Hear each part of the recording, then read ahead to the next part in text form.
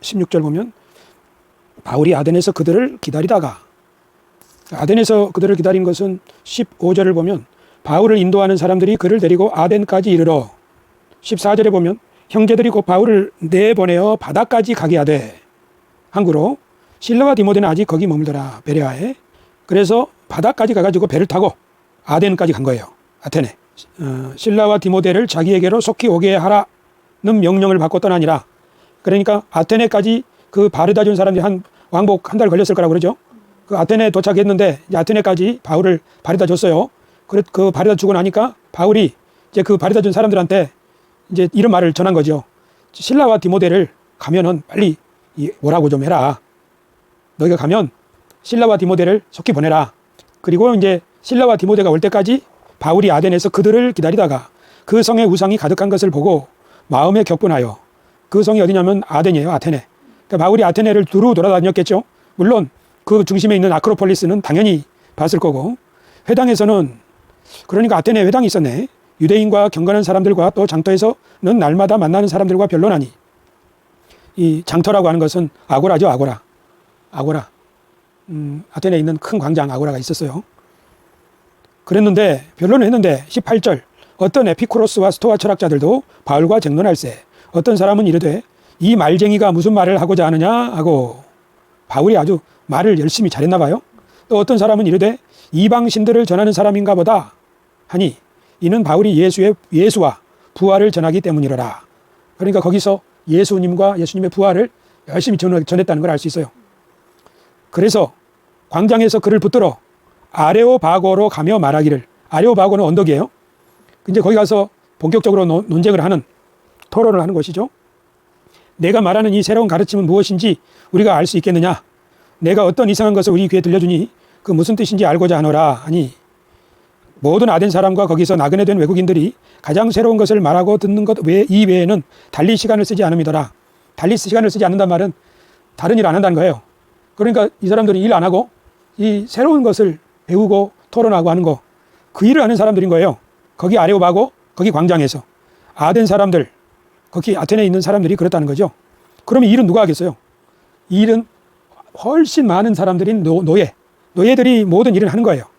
노예들이 많기 때문에 이 사람들은 그렇게 공부하는 거죠. 철학의 공부. 그렇기 때문에 새로 온 사람, 바울이 와서 이렇게 뭔가 말하니까, 너희 한번 너 뭔 얘기하는지 한번 우리한테 말해봐라 그러는 거죠. 그러니까 바울의 전도라고 하는 것은 저기 그 농사 짓는 사람들, 바쁘게 일하는 사람들, 그 사람들한테 가서 전도한 게 아니에요. 아, 이 바쁜데 뭐 전도하러 왔어, 이렇게 하는 사람들, 들을 여유가 없는 사람들이 아니라, 일단 회당에서는 안식일마다 사람들이 모여서 그 하나님의 말씀을 듣고 배우고 하는 것이니까, 또 바울처럼 가말리엘 출신이잖아요. 바리새인 출신. 그러니까 이 사람은 율법에 대해서는 전문가예요. 요새로 말하면 그 신학교를 졸업한 사람이죠. 그러니까 그 회당에 가면 자기 말을 들을 준비가 되어 있는 사람들이 있는 거예요. 물론 반응은 갈렸지만. 그런데 또 이 사람이 왜 대도시 중심으로 복음을 전하러 갔는가 생각해보면, 대도시에는 당시에 그 상류층 시민들이 있고, 시민들은 종이 있어요. 우리 그 디카이오 폴리스 할 때 종 나오잖아요. 그리고 주인도 나오고, 종들이, 그 집에는 종이 크산시아스 하나였지만 종이 많은 집도 있거든. 그러니까 그 종들은 대부분 실패해서 종으로 전락한 사람도 있지만, 외국에서 노예로 이렇게 포로로 끌려온 사람들이 종이 되는 경우가 많죠. 고대에는 전쟁이 많았으니까. 어쨌든 그러니까 그 시민들은 소수고 종들이 다수인 거예요. 그래서 종들이 다 일을 하고, 그리고 시민들은 정치도 하고 이렇게 철학도 하고 하는 거죠. 대도시에서 그런 상황이 벌어지는 거예요. 그러니까 대도시로 가서 복음을 전하는 거죠. 지금은 대도시가 워낙 바빠요. 다들 바쁘잖아요.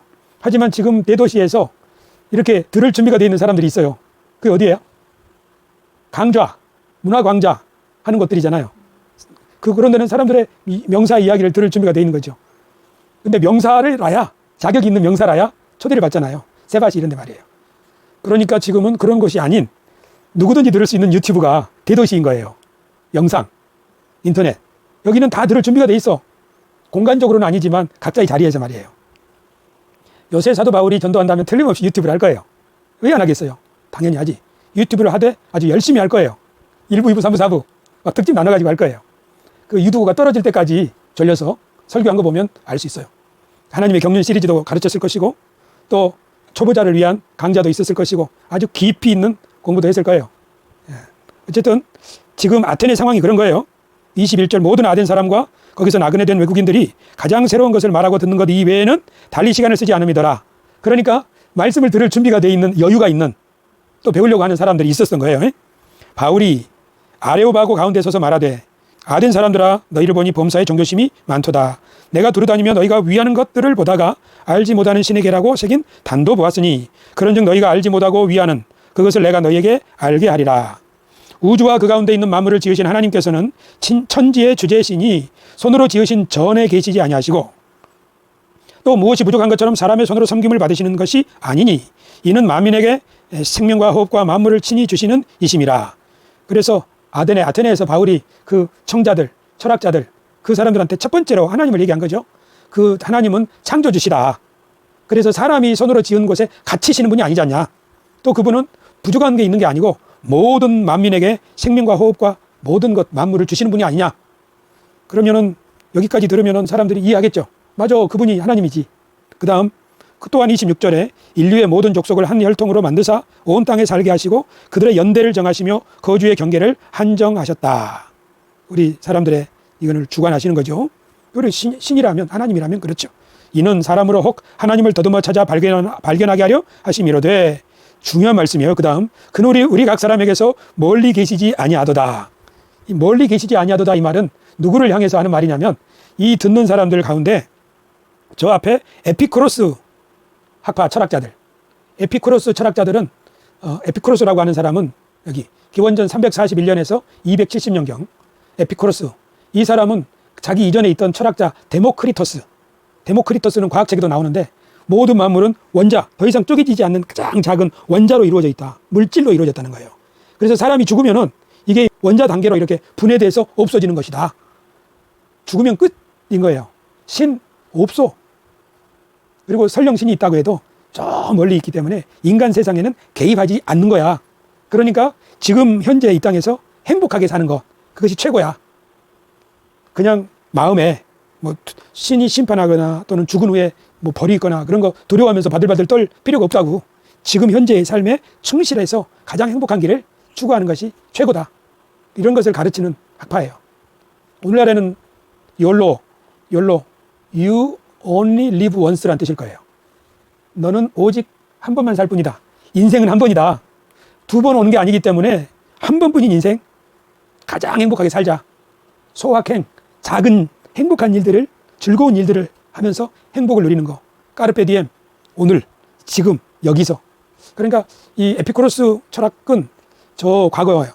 기원전 2300년 전에 시작되었지만 지금까지 계속 이어지는 거라고 볼 수 있어요. 그러니까 신, 서양에서는 이신론이라고 그러는데 이신론이 뭐냐면은 신이 이 세상을 창조했다고 할지라도 그 신은 이 세상에 개입하지 않는 저 멀리 있다. 이게 에피쿠로스 철학자들하고 똑같은 거예요. 지금이 중요하다. 죽은 다음이 무슨? 신들은 이 세상사에 개입하지 않는다. 그런 거예요.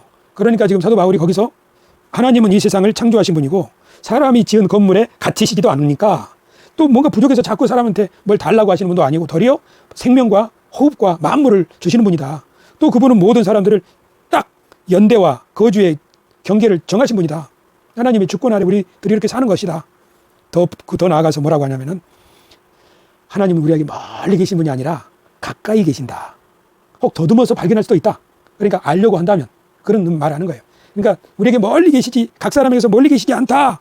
이 말을 하는 이유가 지금 여기 철학자들은 그렇게 안 믿기 때문이에요. 그리고 그 철학자들을 지금 정면으로 지적하면서 말하는 거죠. 우리 지난주에 유대인들은 표적을, 헬라인들은 지혜를 할 때 무슨 소리냐? 그리스도, 십자가에 못 박히신 그리스도가 하나님의 능력이고 하나님의 지혜다. 그 사람들한테 제대로 말하는 것처럼 자기의 청자가 지금 뭘 원하는지를, 어떤 생각하고 있는지를 다 아는 거예요.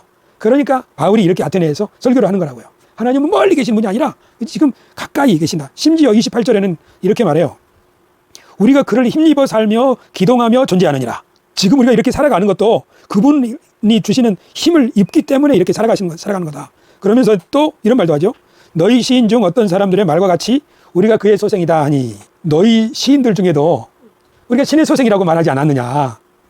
29절 결론. 이와 같이 하나님의 소생이 되었은즉 하나님을 금이나 은이나 돌이나 사람의 기술과 고안으로 새긴 것들과 같이 여길 것이 아니니라. 알지 못하던 시대에는 하나님이 간과하셨거니와 이제는 어디든지 사람에게 다 명하사 회개하라 하셨으니 이는 정하신 사람으로 하여금 천하를 공의로 심판할 날을 작정하시고 이에 그를 죽은 자 가운데서 다시 살리신 것으로 모든 사람에게 믿을 만한 증거를 주셨음이니라 하니라.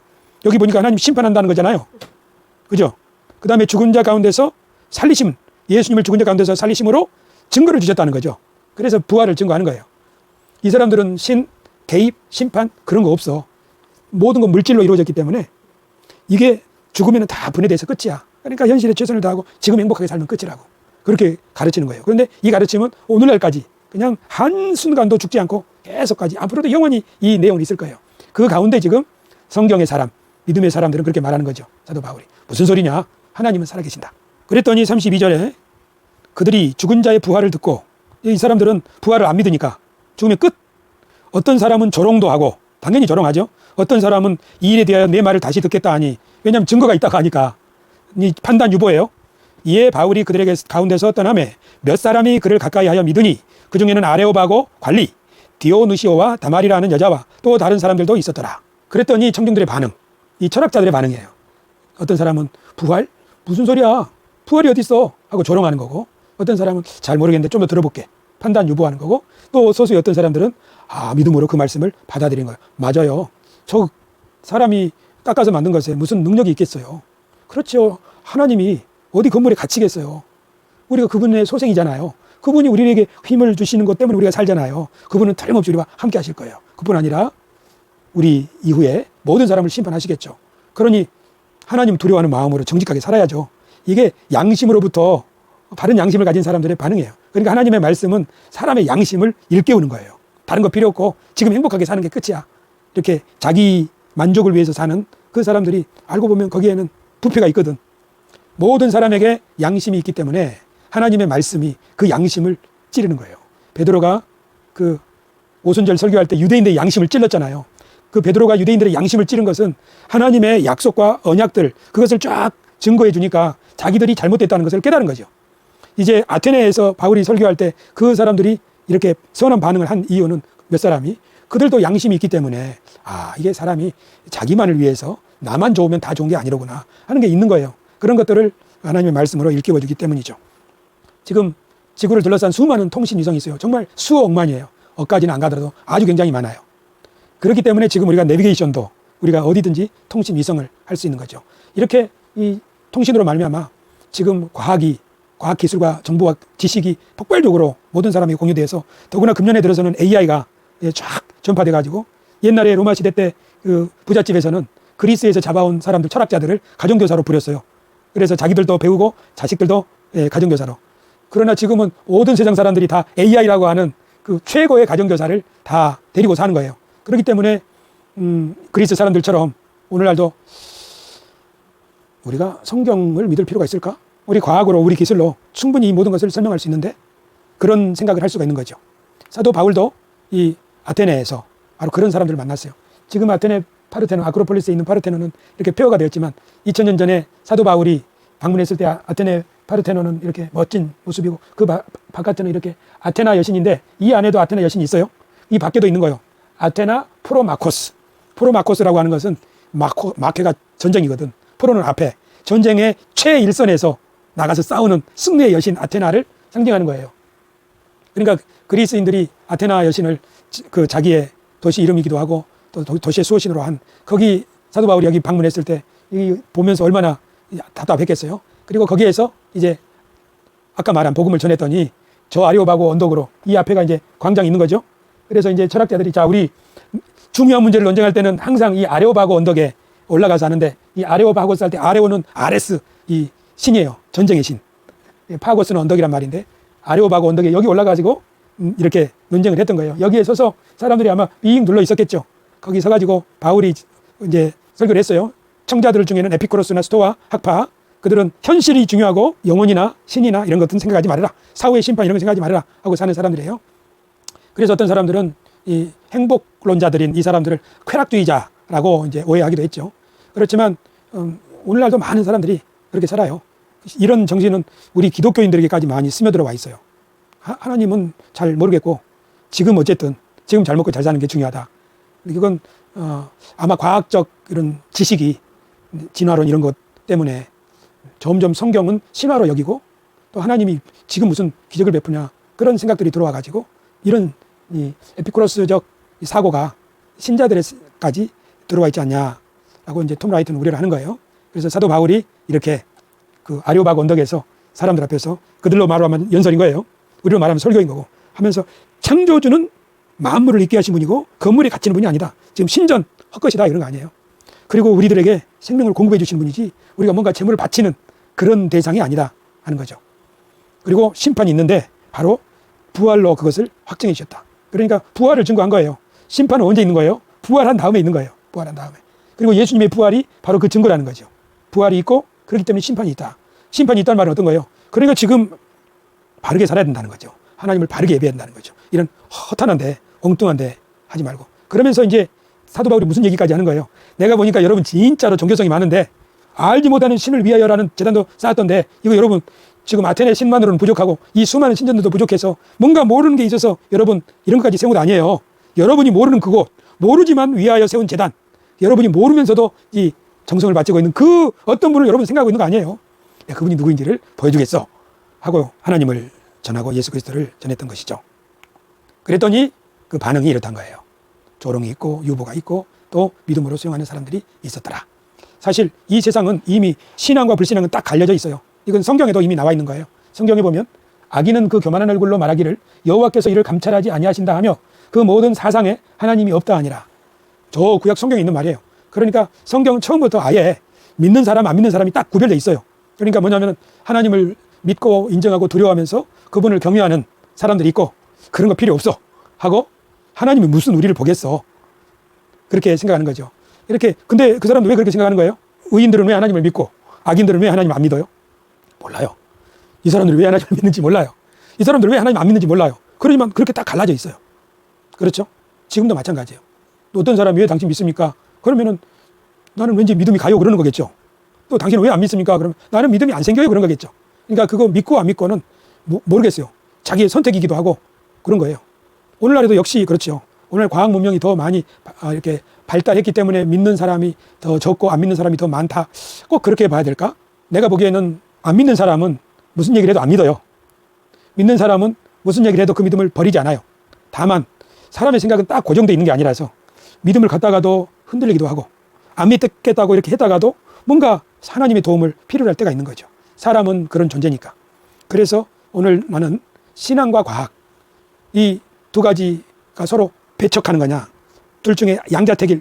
믿는 사람은 신앙은 과학을 배척하고 과학은 신앙을 배척하는 것이냐 아니면 그 두 개가 함께 갈 수 있는 것이냐. 함께 갈 수 있다고 생각을 해요. 왜냐하면 질문이 다르기 때문이에요. 과학은 이 만물이 어떻게 이렇게 발전해 왔을까? 그 과정을 묻는 거예요. 그래서 지구가 왜 이렇게 지층이 이루어져 있고 동물들은 왜 과거에는 저렇게 멸종됐고 됐는가 하는 그걸 어떻게를 연구하는 거예요. 그렇지만 왜 인간이 왜 사는 것이지? 존재의 목적. 그 어제 보니까 그 최재천 교수가 진화 생물학을 연구하는 그 교수가 솔직히 말하더라고요. 과학자로서 나는 인간이 왜 살아야 되는지 존재의 의미는 모른다. 그 과학을 연구해서 어떻게 이런 것이 이렇게 됐구나 하는 것은 연구할 수 있지만 왜는 나는 모른다. 하지만 자기가 결혼해서 산 그 배우자 사는 모습을 보니까 저렇게 어렵고 힘든 상황 가운데서 절대자이신 하나님을 의지하고 이겨내는 것을 보니까 여기에는 뭔가 있는 것 같다. 내가 알지 못하는 뭐가 있다. 그리고 나는 그렇기 때문에 나는 과학자이지만 지금 평생 신앙의 길을 걸어가고 있다. 그래서 성경을 뒤척이면서 여기 좀 읽어보기도 하고 그렇다는 거죠.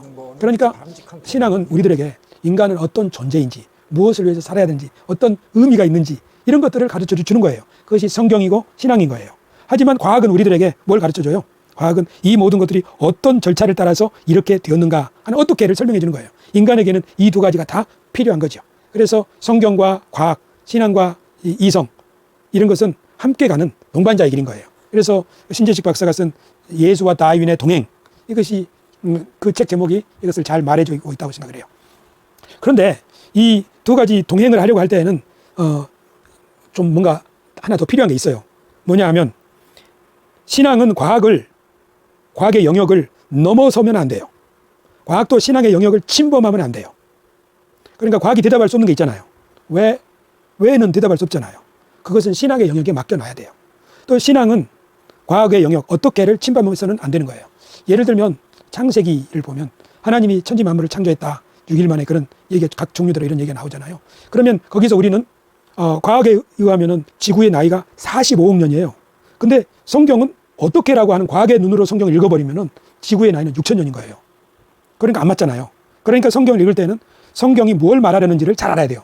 그 성경은 우리들에게 하나님이 세상을 창조하셨고 이 세상의 주인이고 우리가 그분의 대리인이라고 하는, 청직이라고 하는 그런 우리와 하나님과 세상과의 관계를 설명하는 이야기라는 것을 이해할 필요가 있는 거예요. 그러니까 성경이 과학책이 아니라는 사실을 이해할 필요가 있어요.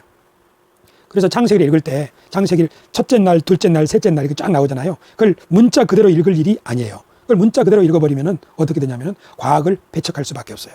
그래서 우리는 성경의 해석이 과학적 지식과 그리고 성경에 대한 이해가 함께 성장할 수 있어야 되는 거죠. 이것이 함께 성장하지 못할 때, 그러니까 과거의 말이에요. 과거에 갈릴레오 재판이 있었어요. 갈릴레오 재판이 뭐냐면은 갈릴레오가 망원경을 가지고 별과 달 이런 것을 보다가 해와 달과 별이 지구를 중심으로 해서 도는 줄 알았더니 그게 아니고 태양을 중심으로 두고 지구가 도는 것이로구나. 지동설을 말한 거예요. 물론 그 전에 코페르니쿠스 이런 사람이 얘기를 했어요. 그러니까 갈릴레오가 이렇게 망원경을 그걸 확인한 거죠. 코페르니쿠스의 지동설이 맞구나. 그랬더니 당시에 교회가 재판을 열어가지고 이 사람은 성경의 권위를 실추시키는 사람이다 해서 파문하고 그러려고 하니까 갈릴레오가 나는 취하겠다 그러잖아요. 그게 갈릴레오 재판이거든요. 나중에 교황청이 그 재판을 교회가 잘못했다고 사과를 했어요. 뭘 사과한 거예요?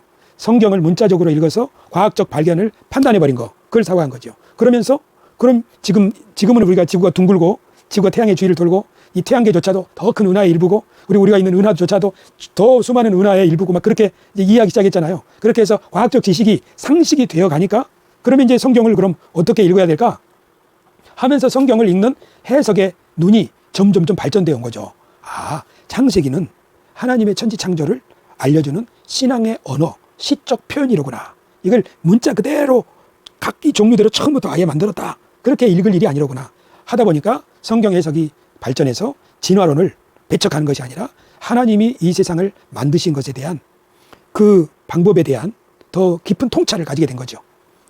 그리고 망원경 가지고 천체를 보면서 하나님의 광대하심을 더 깊이 이해하고 현미경 가지고 하나님의 오묘하심, 세밀하심을 더 깊이 이해하게 된 거죠. 그렇게 해서 신앙과 과학 이것이 함께 하는, 그래서 더 성경을 깊이 이해하게 되고 더 자연 속에 있는 하나님의 신비를 더 이해하고 감사할 수 있는, 또 음미할 수 있는 그런 존재가 된 거죠. 그렇게 하려면 역시 과학자들은 과학자들의 본분을 다 하면서 우리 최재천 박사처럼 신앙의 영역을 존중해 줘야 돼요. 저기 에피쿠로스 학자들처럼 모든 건 물질이야, 물질로 끝이야, 그렇게 단정해 버린다면 이 세상은 문명은 발전할지라도 그 문명을 윤리와 양심에 입각해서 인간에게 이롭게 하는 그런 문명이 아니라 도리어 그것으로 인간을 살상하는 인간 파멸의 길로도 갈 수 있어요. 그렇기 때문에 이 두 가지가 잘 어우러져야겠죠. 조화를 이루어야겠죠. 상호 배척이 아니라 함께 플러스하는 길을 걸어가야 되는데, 그런데 이제 신앙의 영역, 교회는 또 어떤 일을 해야 되냐면 성경 해석을 성경의 근본적인 정신에 맞춰서 이해하는 능력을 키워가야 돼요. 이제 예를 들면 이런 것이 있어요. 우리 창세기 1장을 했지만 여호와께서 아브라함에게 말씀하여 가라사대 나왔죠. 우리 금요일 밤에 이런 이야기 나누었어요. 그러면 하나님이 아브라함에게 나타나셔서 말씀하신 것이냐? 아브라함이 하나님을 위해서 음식을 준비해가지고 대접하잖아요. 하나님이 그 음식을 받아 먹는 이야기가 나오잖아요. 이런 이야기들, 에덴 동산에서 하나님이 건의쳤다는 이야기들, 그리고 수많은 성경의 기적들, 이런 걸 보면서 우리들은 이걸 어떻게 이해해야 되느냐, 이런 것을 구약 성경에서는 하나님을 우리 인간의 언어로 인간이 이해할 수 있는, 얼마나 그분이 우리들에게 친근한 분인가 하는 것을 그런 표현으로 하신 거로구나. 그렇게 이해를 한다면은 하나님은 아브라함에게 너의 본토 친척 아비 집을 떠나라고 하셨잖아요. 그 아브라함이 그걸 어떻게 알았을까? 우리가 하나님은 영이신데, 하나님은 영이시잖아요. 그러니까 어떤 것에 갇히시는 분이 아니잖아요. 그렇죠? 지금도 하나님은 영이시고 과거에도 하나님은 영이신 거예요. 그러니까 지금 하나님이 영이신데 우리들에게 사람의 모습을 하고 짠 나타나서 이렇게 하시는 분은 아니잖아요. 지금 누가 그런 거 본 사람이 없잖아요. 근데 성경에는 그렇게 기록되어 있잖아요. 그렇다면 왜 성경이 그렇게 기록되었을까 하고 생각하는 거죠. 이것이 성경을 해석하는 방식이에요. 전에는 성경에 하나님이 가라사대 아브라함에게 나타나시고 하면 그걸 있는 그대로 믿었죠. 그러나 지금은 어떻게 이해를 하는 거예요? 이것은 하나님이 그처럼 아브라함에게 친근하게 다가오셨다고 하는, 거꾸로 아브라함의 입장에서는 하나님이 나에게 이렇게 하라고 하시는구나 하는 것을 그런 방식으로 표현한 거라고요. 창세기처럼 말이에요. 그렇게 본다면은 우리는 오히려 더 신앙이 좋아질 수 있어요. 이런 식으로 성경을 해석하면. 왜 그러냐면 하나님은 옛날에는 아브라함에게 나타나시고 모세에게도 나타나시고 하셨지만 지금은 그렇게 하나님을 본 사람이 없는 것 같아. 그렇다면 하나님은 저 멀리 가신 거 아닐까? 이런 식의 생각에 빠질 수 있어요. 그러나 반대로 아브라함이 아버지 데라와 함께 갈대아 우르에서 하란까지 왔다가 아버지가 죽고 나서 그 마음속에 하나님이 뭘 원하실까 하는 가운데 맞아. 우리 아버지의 뜻을 따라 저 하나님이 가라고 하신 것이 있을 거야. 그런 마음속에 꿈이나 아니면 어떤 강한 확신을 가지고 자기 식솔들을 이끌고 간 이야기, 그 결단, 그리고 그 여정에서 하나님이 함께 해주실 것이라고 하는 믿음, 아마 이런 게 있었을 거야. 이렇게 성경을 이해한다면 우리들의 과거에 하나님이 나에게 저 사람과 결혼하게 하라고 하시는구나, 결혼하라 하시는구나, 또는 하나님이 나에게 이런 목회자의 길을 가라고 하시는구나, 하나님이 나에게 교회를 개척하라고 하시는구나, 하나님이 나에게 이것을 절대 붙잡고 잃어버리지 말라고 하시는구나, 하나님은 옛날에 아브라함에게 나타나신 것처럼 오늘 나에게도 지금 우리 오늘 사도 바울의 표현으로 하자면 그분은 멀리 계시지 아니하고 우리 가까이에 우리와 함께 기동하시는 분이로구나 하고 우리는 하나님을 더 가까이 친근하게 사실적으로 이런 믿음을 가질 수가 있는 거죠. 이해하겠습니까? 그러니까 성경 해석이 발전하면서 과학적 지식과 함께 할 때 성경은 신앙은 과학을 존중할 수 있게 되고 또 과학을 통해서 성경의 해석이 더 깊어질 수도 있어요. 하지만 나는 이 방향으로 가야 된다고 봐요. 하지만 그것은 쉬운 일이 아니에요. 과학자들이 과학적 발견을 해내는 일도 어려운 일이지만 이 세상에 있는 하나님이 만드신 피조세계의 오묘한 진리 말이에요. 원리, 그런 걸 발견하는 게 좀 어려워요? 정말 어려운 일이에요. 사람의 몸도 다 모르잖아요. 우주는 더더욱 말할 것도 없고 실제로 얼마나 큰지를 아직도 모른대. 그러니까 과학자들의 일은 앞으로 먼 거예요. 하지만 우리 그 신앙인들도 성경에 기록된 하나님의 말씀, 그 속에서 하나님이 어떤 분인지를 알아가는 거, 이 두 가지는 쉬운 일은 아니에요. 그러니까 어떤 사람들이 쉽게 조롱할 수도 있어요. 하지만 우리들은 겸손하게 하나님 앞에서 이 길을 쌓아 나가지 않은 거예요. 마지막으로 이 비유를 설교 준비하면서 들었는데 뭐냐면은 나침반 배가 항해를 하려고 할 때 말이에요. 필요한 것은 나침반이죠. 나침반은 항상 북쪽을 가리켜 주는 거예요. 방향을. 그래서 이 나침반을 보고 길을 찾는 거죠.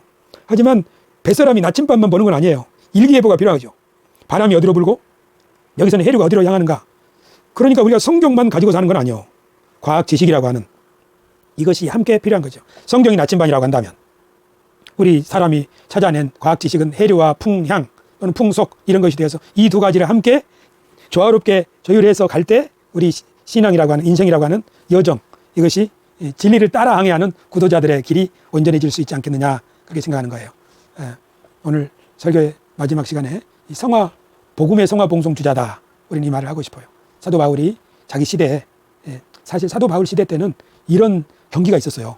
이 토치 베어러라고 하는데 불을 들고 달리는 거예요. 지금 우리는 이게 뭐가 남았냐면 올림픽 개막식 할 때 그 전에 송화 봉송하는 거 있잖아요. 그런 것처럼 이 횃불을 들고 달리는 시합이 있었어요. 바울은 복음 횃불을 높이 들었죠. 어디 앞에서요? 에피쿠로스, 스토아, 아파, 아레오바고, 그 아테네의 그 철학의 전당, 지성의 전당, 거기에 서서 복음을 담대하게 증언했어요.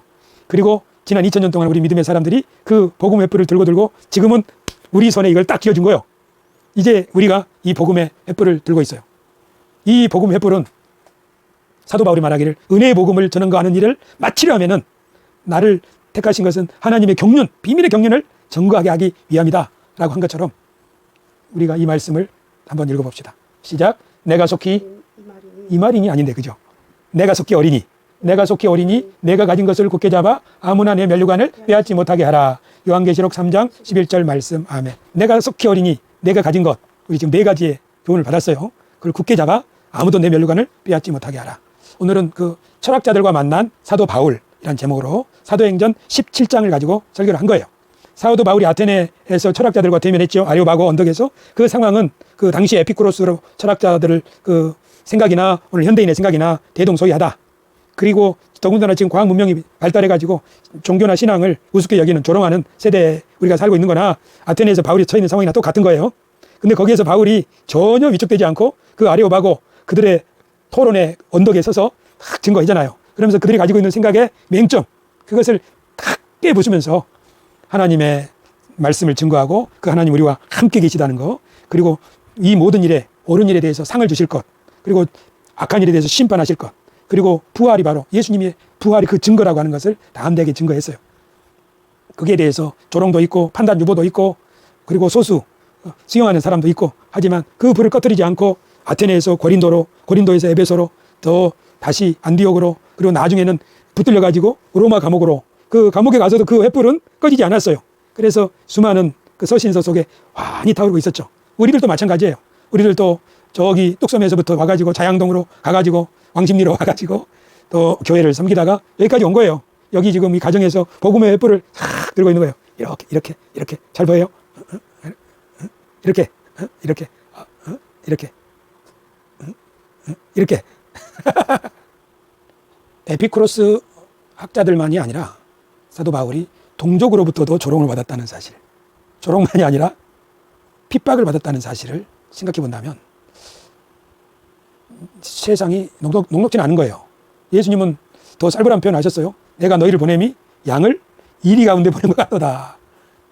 뱀같이 지혜롭고 비둘기같이 순결하라. 그렇게 말씀하셨죠. 예수님 자신이 이리들 가운데 있는 양과 같은 모습이에요. 그렇지만 하나님이 그 어린 양을 인류의 구세주로 높이시잖아요. 십자가로 이기셨느니라 하는 것처럼 우리들도 그 길을 따르는 사람들이 아니냐, 그렇게 생각할 수 있습니다. 사도 바울이 그 전한 복음이 하나님에 대해서 그 철저들한테 복음을 전했는데 지금 우리가 전하는 복음과 얼마나 달라요?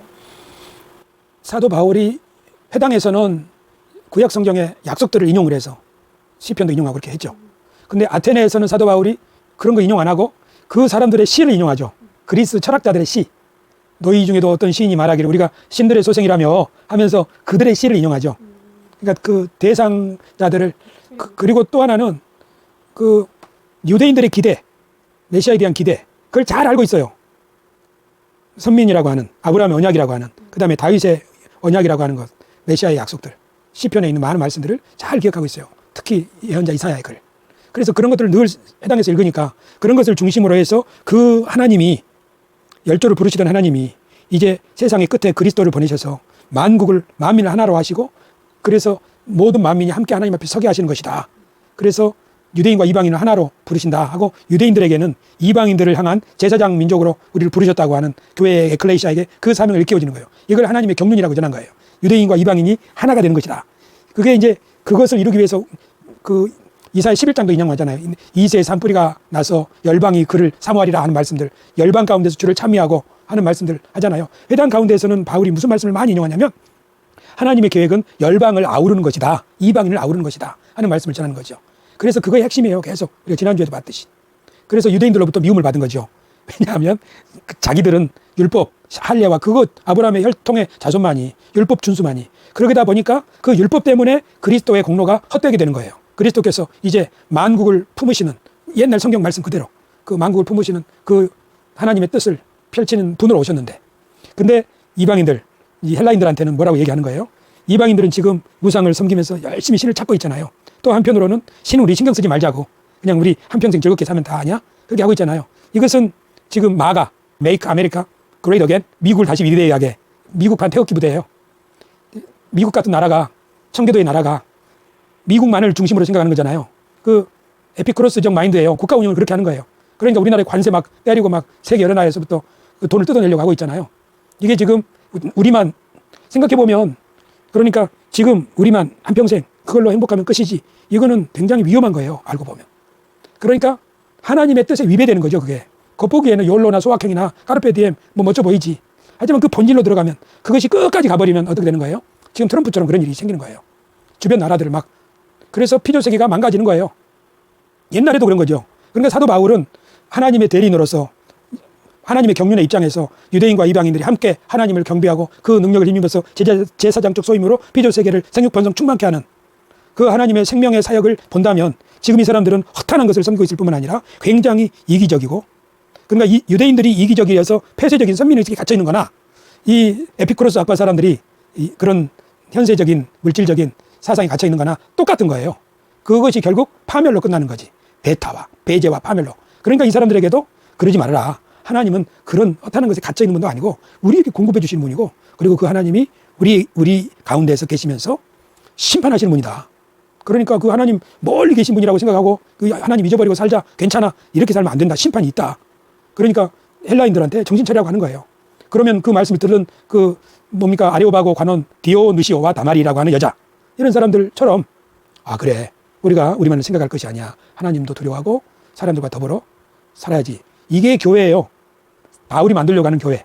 그러니까 바울의 하나님의 경륜, 은혜의 복음은 유대인이나 이방인이나 똑같은 거예요. 다만 그들의 처지가 다르기 때문에 그들에게 맞게 이렇게 복음을 전한 거라고요.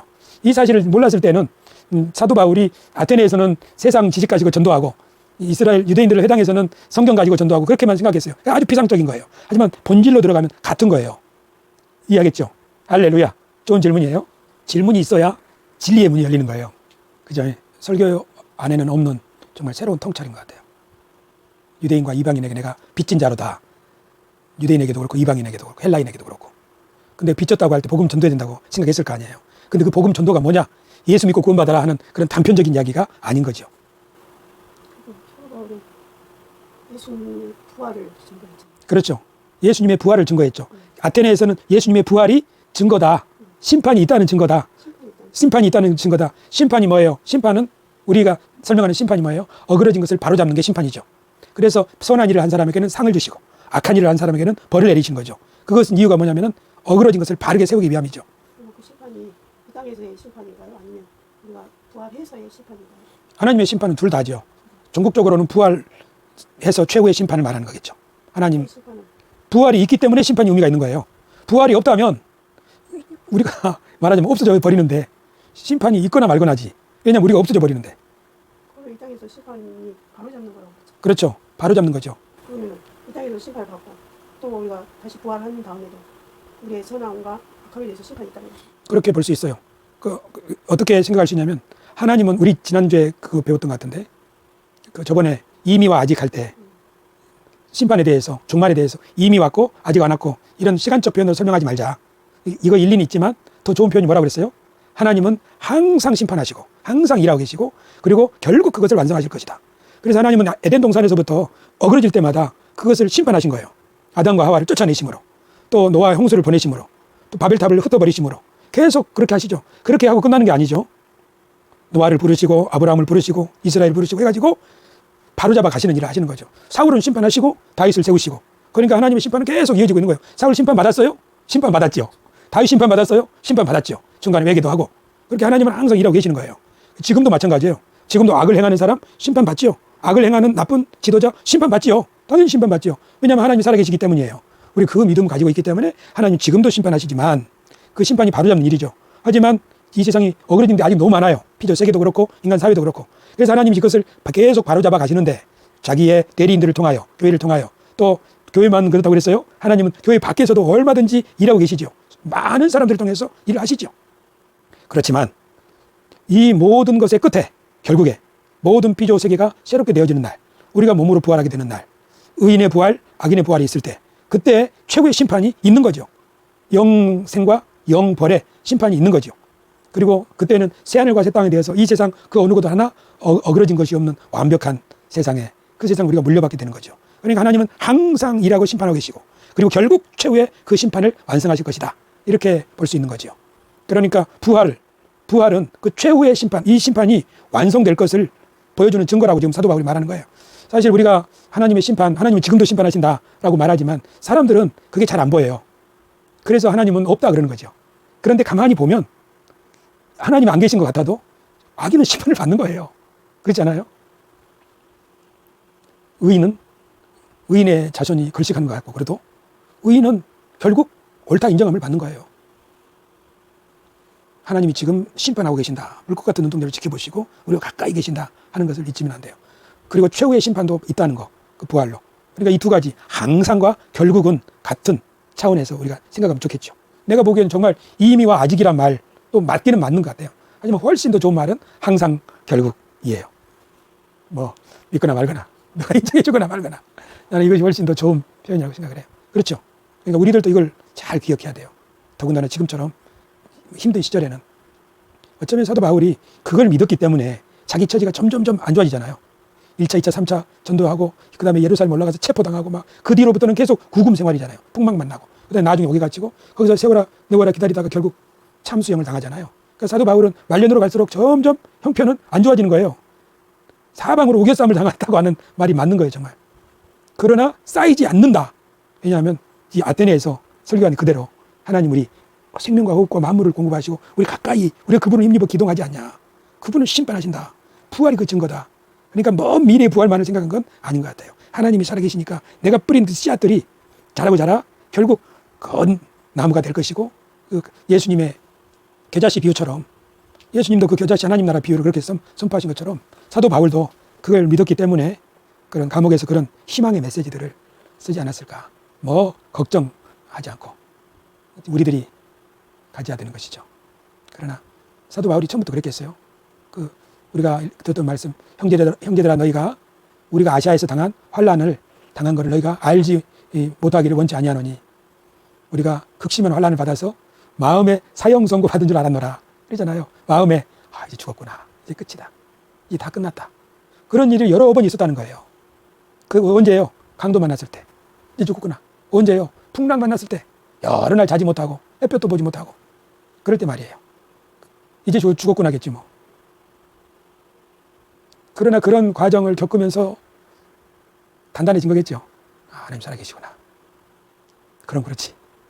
그리고는 그러지 않을지라도 믿음이 이런 거죠. 이제 내가 달려갈 길을 다 마치고 선한 싸움을 싸우고 믿음을 지켰다. 이제후로는 나를 위하여 의의 면류관이 예비되어 있다. 나뿐만이 아니라 주의 나타나심을 사모하는 모든 자에게도니라. 주의 나타나심이 뭐예요? 내가 속히 어린이라는 거잖아요. 그때 속히 어린이는 최후의 심판을 의미하는 것 같지는 않아요. 그죠? 지금 당신이 기대하고 우리가 기대하는 바로 그거지. 내가 속히 어린이 하는 것은 바로 그런 거죠. 속히 어린이. 그러니까 이 말씀들이 얼마나 좋은지 몰라요. 이건 틀린 게 아니라고요. 우리에게는 좋은 말씀인데 어떤 사람은 조롱할지도 모르겠어요. 기도합시다. 하나님 아버지, 이렇게 오늘 주님 앞에서 예배를 드렸습니다. 하나님의 말씀을 나누었습니다. 하나님, 우리를 연단하셔서 정금같이 나오게 하시려고 이렇게 하시는 줄로 믿습니다. 하나님, 저희 부부를 새롭게 해주셔서 정말 하나님 앞에 신발을 벗은 모세처럼, 그리고 정말 백성들의 아픔을 마음으로 느끼면서 축복하는 제사장처럼, 너희를 긍휼히 여기시는 여호와께서 말씀하셨느니라 하시는 그 하나님의 긍휼하심으로 축복하는 제사장처럼 되게 하여 주시고, 하나님의 은혜의 보좌 앞 전능의 날개 그늘 아래 저희들이 충분히 머물러 회복되게 하여 주시옵고, 우리가 가진 것, 우리가 받은 것을 굳게 잡아 아무도 이 면류관을 빼앗지 못하도록, 우리의 상을 빼앗지 못하도록 잘 지키게 하여 주셔서 우리가 어디에 있든지 감사하며 주님을 섬길 수 있도록 도와주옵소서.